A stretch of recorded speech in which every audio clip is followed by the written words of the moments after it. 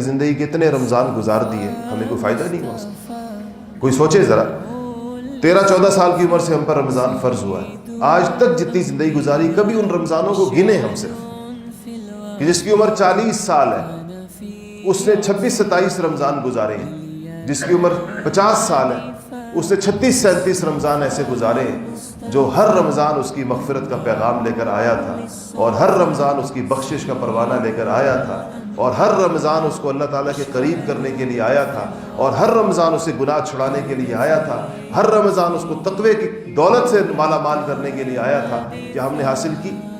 یہ ہم سے ویسے گزر گئی۔ اسی طرح اگر اسی غفلت کے اندر کیا پتہ کسی کو کہ اس کی زندگی کا آخری رمضان ہے اور یہ آخری موقع ہو جو اس کو دیا جا رہا ہے۔ ہماری رمضان کی راتیں کس چیز میں گزرتی ہیں؟ رمضان کی راتوں کو پھر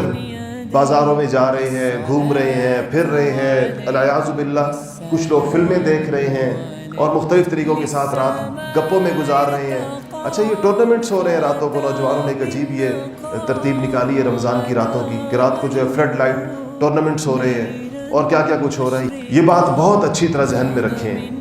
کہ